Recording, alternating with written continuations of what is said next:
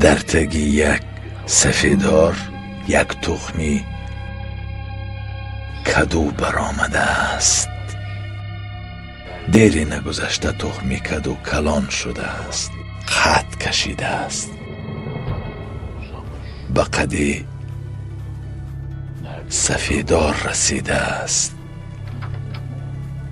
یک روز با تکبر از سفیدار پرسیده است: تو در چند سال اینقدر قد کشیدی؟ سفیدار جواب داده است: 20 سال دوام کرد.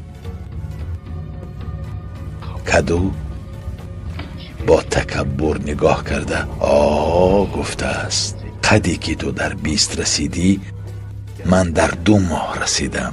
موسم دیگر شده، زمستان آمده است. کدو تمام برگ هایش را پرتافته است، بی قوت شده است، معده شده است. گشته با ترس از سفیدار پرسیده است: ای سفیدار، به من چی شده ایستاده است؟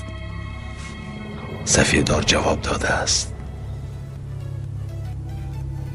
مرده ایستاده ای. چرا؟